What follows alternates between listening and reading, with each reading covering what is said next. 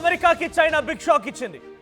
H1B వీసాపై America ఆంక్షల నేపథ్యంలో China ఇప్పుడు సరికొత్త వ్యూహాత్మక నిర్ణయాన్ని తీసుకుంది.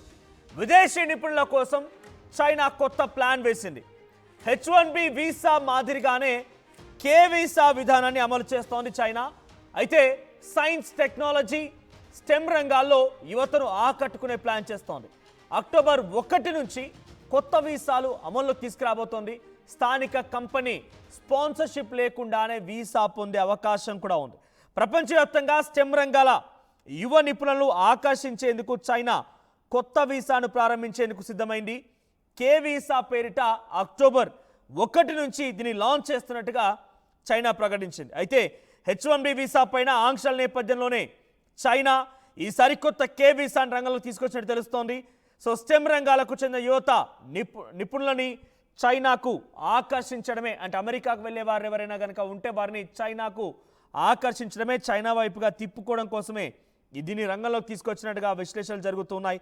సో చైనా న్యాయశాఖ పరంగా సైన్స్, టెక్నాలజీ రంగాల్లో యువత నిపుణుల కోసం ఈ వీసాను సిద్ధం చేశారు. ప్రపంచవ్యాప్తంగా ప్రముఖ యూనివర్సిటీలు, రీసెర్చ్ సంస్థల్లో స్టెమ్ రంగాల్లో బ్యాచిలర్స్, ఆపై డిగ్రీలు చేసిన యువత మొత్తం కూడా ఈ వీసాలకి అర్హత సాధిస్తారట. అయితే ఈ వీసా కావాల్సిన ఇతర డాక్యుమెంట్స్ వివరాలను చైనా ప్రభుత్వం ఇంకా అఫీషియల్గా అనౌన్స్ చేయలేదు. బట్ దీని మాత్రం H1B వీసాకి పోటీగానే తీసుకొచ్చినట్టుగా చాలా క్లియర్గా అర్థమవుతోంది. 12 రకాల వీసా కంటే కూడా ప్రస్తుతం చైనా జారీ చేస్తున్నటువంటి 12 రకాల వీసా కంటే కూడా ఈ వీసా చాలా కీలకమట. నిబంధనలు మరింతగా దీనికి సరళతరం చేసే అవకాశం కనబడుతోంది. పలుమార్లు చైనాకు వచ్చి వెళ్ళేటువంటి సదుపాయం, అధిక వీసా గడువులు వంటి ఫీచర్లు కూడా ఈ వీసాలో ఉంటాయట. So China attracting skilled professionals అనేది ఈ వీసా అర్థంగా కనబడుతోంది. సో 55 దేశాల పర్యాటకులకు చెందినటువంటి వారందరికీ చైనా 240 గంటల గడువుతో వీసా ఫ్రీ ట్రాన్సిట్ సదుపాయాన్ని ఆఫర్ కూడా చేస్తోంది. దాదాపుగా 38 మిలియన్ మంది ఫారినర్లు చైనాలో పర్యటించబోతున్నారు. సో ప్రస్తుతానికి H1B వీసా నిర్ణయాలు చాలా కఠినతరమయ్యాయి. సో ముందుగా ఏడాదికి 90 లక్షల రూపాయలని చెప్పిన అమెరికా రీసెంట్గా నిన్న ప్రెస్ సెక్రటరీ కరోలినా కావచ్చు, లేకుంటే అమెరికన్ అధికారుల నుంచి మరొక స్పష్టమైనటువంటి భావన ఏమొచ్చిందంటే ప్రతిసారి కాదు, ప్రతి ఏడాది కాదు, ఒక్కసారి 90 లక్షల రూపాయలు H1B వీసా కోసం చెల్లిస్తే ఇక ఎన్ని రోజులైనా ఉండొచ్చు ఇక్కడ H1B వీసా ద్వారా ఇక్కడ 2 రోజులైనా వర్క్ చేసుకోవచ్చని చెప్పుకొచ్చింది. సో దానికి ఛాలెంజ్ చేస్తూ ఇప్పుడు చైనా K వీసాను తీసుకొచ్చింది. మరి ఎవరైనా జనరల్గా వెళ్ళాలనుకుంటే US వెళ్ళాలనుకుంటారు, కెనడా వెళ్ళాలనుకుంటారు, ఆస్ట్రేలియా వెళ్ళాలనుకుంటారు, ఇంకా ఉద్యోగరీత్యా ఇతర దేశాలు వెళ్ళాలనుకుంటే ఆలోచన చేసేవారు కూడా ఉన్నారు. కానీ చైనాకు వెళ్ళిపోయి భారతీయులు ఎవరు కూడా ఉద్యోగాలు చేసినటువంటి దాఖలాలు లేవు. అలా చేయాలనే ఆలోచన కూడా చాలా తక్కువ మందికి ఉంటుంది. మరి చైనా ఇప్పుడున్న పలంగా K వీసాను తీసుకొచ్చి ఏం చెప్పాలనుకుంటోంది? H1B వీసాలో భాగంగానే దానికి వ్యతిరేకంగా K వీసాను తీసుకొచ్చిందా? అమెరికాకి వెళ్ళాలనేటువంటి ఒక వ్యక్తులు అక్కడికి వెళ్ళలేరు కాబట్టి నిబంధనల నేపథ్యంలో చైనా ఈ వ్యక్తులందరూ తన వైపుగా లాగాలనుకుంటోందా? చైనా ఇతర దేశాలకి ఉద్యోగాలు ఇవ్వాలనుకుంటుందా అనే ఒక ఆలోచన మాత్రం ఇప్పుడు చేస్తున్నట్టు తెలుస్తోంది. ఏదేమైనా చైనా తీసుకున్న నిర్ణయం ఏ మేర యాక్సెప్టెన్స్గా ఉంటుందో చూడాలి. ఇప్పటికే చైనా అటు పాకిస్తాన్ లాంటి దేశాలతో, బంగ్లాదేశ్ లాంటి దేశాలతో దగ్గరవుతూ ఉగ్రవాదాన్ని పెంచి పోషిస్తున్న భావన ప్రపంచ దేశాల్లో చాలా స్పష్టంగా అర్థమవుతోంది. అటువంటి నేపథ్యంలో ఇప్పుడు చైనాకి ఎవరైనా వెళ్ళి అక్కడ ఉద్యోగాలు చేసే అవకాశం ఉందా? ఎవరైనా చైనాకి వెళ్ళి ఉద్యోగాలు చేయాలనుకుంటారా? సో ఏదేమైనా చైనా నిర్ణయం కొంత అందరినీ ఆశ్చర్యానికి గురి చేసిందని చెప్పాలి. సో డెఫినెట్గా చైనా అమెరికాని కాంపిటీషన్గా తీసుకొని ఏదో రకంగా అమెరికాని స్క్వీజ్ చేయాలని, అమెరికాని కంట్రోల్ చేయాలనే ఆలోచనతో ఉంది. కాబట్టి ప్రతి చర్య వెనుక కూడా, వాళ్ళు తీసుకునే ప్రతి ఆలోచన వెనుక కూడా డెఫినెట్గా అమెరికాని ఎక్కుపెట్టే విధంగా, అమెరికాని టార్గెట్ చేసే విధంగానే ఉంటాయి. ఇప్పుడు అటువంటిది జరిగింది. H1B వీసా వల్ల చాలామంది విదేశీయులు ఎవరైనా అమెరికాకు వెళ్ళాలనుకున్న వారంతా కూడా కొంత ఇబ్బంది పడే అవకాశం ఉంది, కొంత డబ్బులు చెల్లించలేక బాధపడే అవకాశం ఉంది. కాబట్టి వారందరికీ చెక్ పెట్టాలనే ఒక ఆలోచనతో, వారందరినీ తమ వైపుగా తిప్పాలనే ఒక ఆలోచనతో చైనా ఈ K వీసాను తీసుకొచ్చింది. దీనిలో చాలా నిబంధనల్ని సడలించే అవకాశం కనబడుతోంది.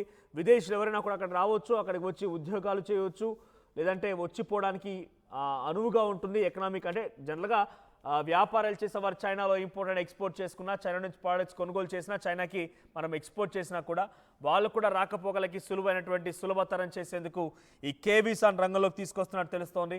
సో చైనా తీసుకొచ్చినటువంటి ఈ కే వీసా ఎంత మేర యాక్సెప్టెన్స్ ఉంటుంది?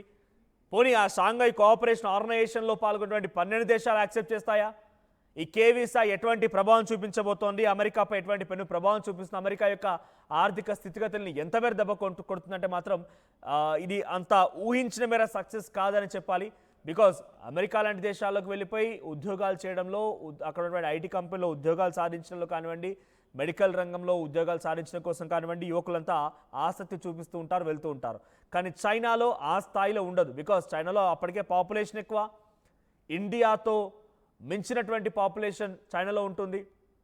అక్కడి వారికి సద్యోగాలు లేక ఎవరికి వాళ్ళు సెల్ఫ్ ఎంప్లాయ్మెంట్ దిశగా వెళ్తూ ఉంటారు, సెల్ఫ్ ఎంప్లాయ్మెంట్ కోసం ప్రయత్నం చేస్తూనే ఉంటారు.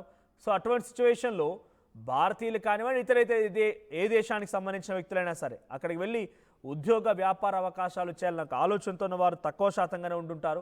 సో డెఫినెట్గా ఆ స్థాయిలో ప్రభావం చూపించకపోయినా బట్ వారి యొక్క చర్యలు మాత్రం చాలా క్లియర్గా అమెరికాకి పోటీనిచ్చే విధంగానే ఉన్నాయి, అమెరికాకి చెక్ పెట్టే విధంగా, అమెరికాని ఇబ్బందులకు గురి చేసే విధంగానే ఉన్నాయి. మరి ఈ కే వీసాని అమెరికా ఎలా చేస్తుంది, అమెరికా రియాక్షన్ ఏముంటుందని చూడాల్సిన అవసరం అయితే ఉంది. సో నిజంగానే చైనా అటువంటి విధంగా యాక్సెప్ట్ చేస్తుందనంటే మీలో ఎవరైనా అమెరికాకు వెళ్ళాలని చెప్పి ఆలోచించిన వారు అమెరికా తీసుకున్నటువంటి కఠినాత్మక నిర్ణయం మేరంగా వెళ్ళలేకపోతున్నారా? సో మీ ఆప్షన్, సెకండ్ ఆప్షన్ కింద చైనా ఉంటుందా? మీరు వెళ్ళి అక్కడ ఉద్యోగాలు చేస్తారా? సో మీ అభిప్రాయం ఏంటి కామెంట్ చేయండి. సో ప్రస్తుతానికి చైనా తీసుకునే డిసిషన్ అమెరికా ఎలా తీసుకుందో చూడాలి, అమెరికా దీనికి ఎటువంటి రియాక్షన్ ఇస్తుందో చూడాలి. ఈసారి కూడా టైంకే కన్స్ట్రక్షన్ చేసాం, బిల్డింగ్ కూడా స్ట్రాంగ్ చేసాం, క్లయింట్స్ ని సాటిస్ఫై చేసాం, గుడ్ విల్ కూడా ఇంప్రూవ్ చేసాం. ఏం చేసామో కాదు, ఇంకేం చేయాలో ఆలోచించండి. ఇంకేం చేయాలి? పెయింటింగ్ ఇంకా వేయలేదు, మర్చిపోయారా? అన్నీ బాగానే చేస్తున్నాం, పెయింటింగ్ దగ్గర మాత్రం ఫెయిల్ అవుతున్నాం. లాస్ట్ టైం పెయింట్స్ కోసం ఆ పెద్ద కంపెనీ దగ్గరికి వెళ్తే వాళ్ళ థర్డ్ పార్టీ కాంట్రాక్ట్ని అసైన్ చేశారు. వాళ్ళ 8 months డిలే, 20% ఓవర్ బడ్జెట్ కూడా అయింది. ఈసారి తప్పు అస్సలు చేయకూడదు. పెయింటింగ్స్ విషయంలో పర్ఫెక్ట్గా ప్లాన్ చేయాలి. ఏం చేద్దాం, పెయింట్స్ అప్లై చేసేది ఒకరు, అప్లై చేసేది ఇంకొకరు, వీళ్ళందరినీ డీల్ చేయడం పెద్ద హెడ్ఏక్. అయితే ఇంక మనమే పెయింట్లు వేసుకోవాలి. లేదా పెయింటింగ్ ప్రాసెస్ మొత్తం చేసిచ్చి ఒక పర్ఫెక్ట్ పార్ట్నర్ అన్నా ఉండాలి. టెక్నో పెయింట్స్ లాగా. టెక్నో పెయింట్సా? ఎస్, నాకు కూడా రీసెంట్గానే తెలిసింది. పెయింట్స్ తేవడం నుంచి గోడ మీద వేయటం వరకు మొత్తం ఒకే టీం చూసుకుంటుంది. మిడిల్ మ్యాన్ ఉండరా? ఉండరు. So no quality loss. 5,000+ skill పెయింటర్స్తో 1,250+ corporate projects, 26,000+ government schools paint చేశారు. అది కూడా all over India. Wow, third parties కూడా ఉండరు కాబట్టి మనకు డెడ్ లైన్స్తో కూడా ప్రాబ్లం ఉండదు.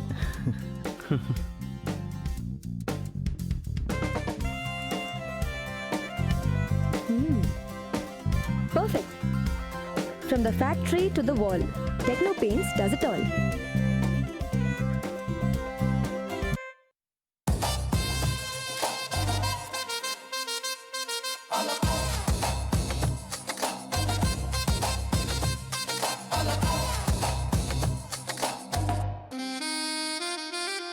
A la casa.